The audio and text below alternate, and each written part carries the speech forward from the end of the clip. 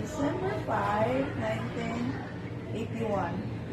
Okay, ma'am. Thank you. Now, I'm going to assist you to perform passive range of motion exercises. Is that okay with you? Before handling our patient, always perform hand washing and put some gloves, assuming. Then, provide the privacy of our patient. Close the door, the windows, and the curtains. The purpose of range of motion exercise is to prevent the development of adaptive muscles, shortening, contractures, and shortening of the capsule, ligaments, and tendons. So let's start the procedure. First, I'm going to perform passive range of motion exercises for knee. First, flexion and extension. Bring the chin on the chest, like this, flexion. Then extension, return into erect position, like that. Do it in 5 minutes. Flexion, extension, flexion, extension, flexion, extension. Next, extension, return the head backward. 1, 2, 3, 4, 5. Next, do it in other side. 1, 2, 3, 4, 5. Next is lateral flexion.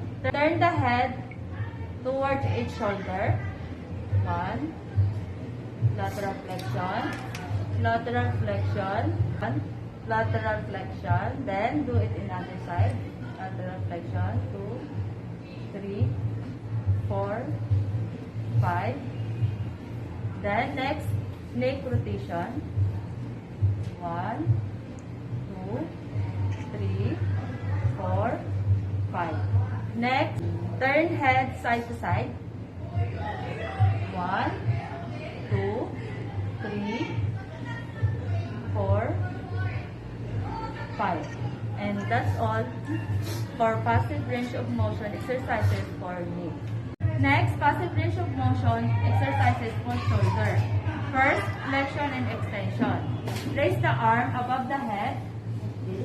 Extension, flexion, extension, flexion, extension, flexion, extension.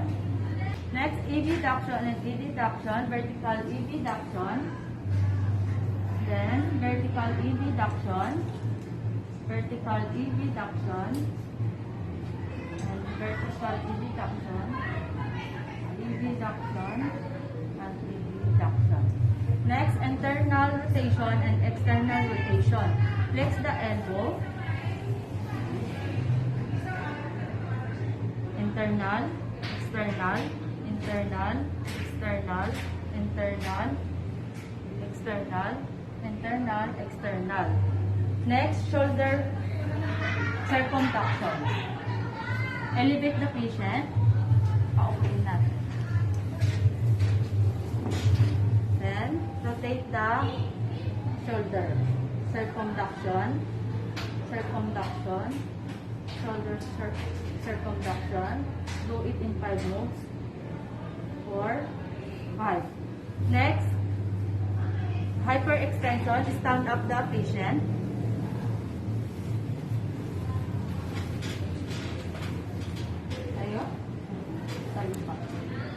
Then, move the arm behind the back in 45 degree. Straight the elbow. Like that. Hyperextension. Hyperextension. Hyperextension. Hyperextension. Hyperextension. And that's for passive range of motion exercises for shoulder. Next, range of motion exercises for elbow and wrist. First, elbow flexion and extension. Flex the elbow, flexion, extension, flexion, extension, flexion, extension, 3, 4, 5. Then next, wrist, flexion and extension. Flexion, extension, flexion, extension, flexion, extension, flexion, extension. Do flexion, flex the elbow, then the arm, finger, up and down.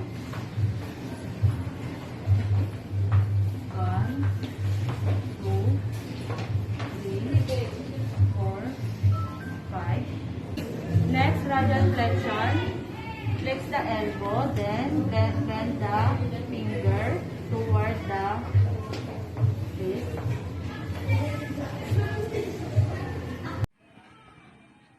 Ulnar flexion, bend the finger toward on the fifth finger. Ulnar flexion, ulnar flexion, ulnar flexion, ulnar flexion, ulnar flexion, ulnar flexion. And that's for passive range of motion exercises for wrist and elbow. Good afternoon, ma'am. I'm Dayan, your nurse for today. How are you today, ma'am? Okay. We're going to perform a range of motion. Is that okay with you? By the way, may I know your name? I'm Chair Mira, And how old are you, ma'am? 49. Okay. Ma'am, first we're going to do the range of motion exercise for fingers and thumb. In passive range of motion for fingers and thumb, we're going to perform flexion, extension, hyperextension, abduction, adduction, and opposition. This is how we're going to do it.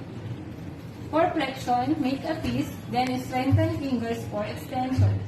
So 1, flexion, extension, flexion, extension, 3, 4, 5.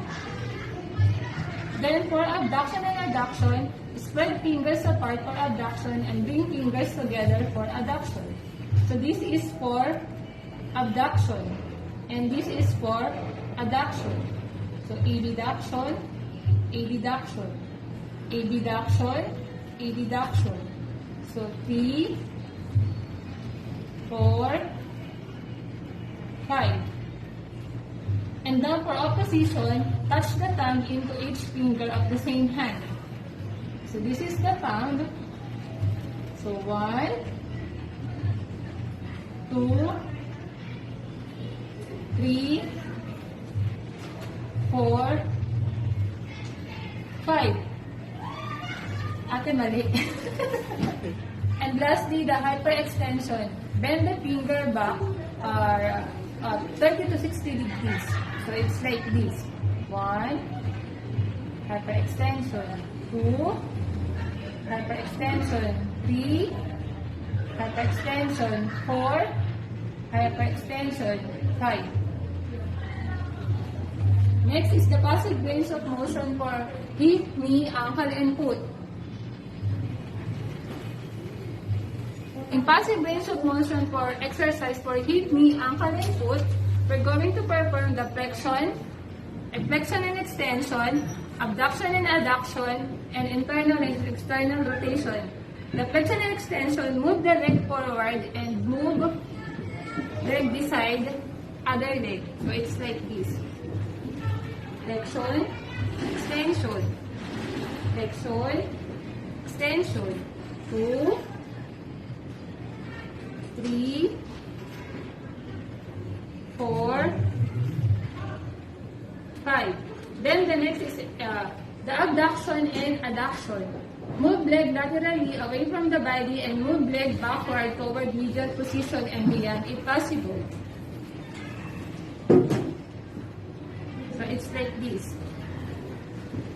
Abduction, abduction, abduction, abduction. 3, 4, 5. And lastly is the internal and external rotation. Turn foot away and leg away from the other leg. Internal rotation, external rotation, internal rotation, external rotation, internal rotation, external rotation, internal rotation, external rotation. 4, 5. Internal rotation, external rotation, internal rotation, external rotation, internal rotation, external rotation, 4, 5. And now we're going to perform the ankle and foot range of motion.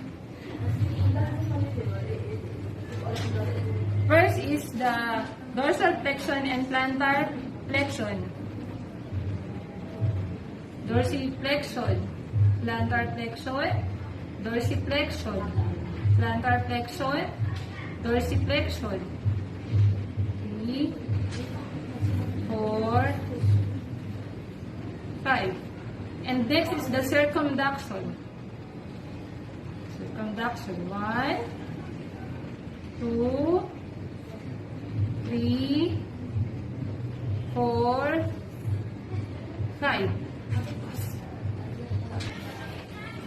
And now we're going to do the range of motion for trunk.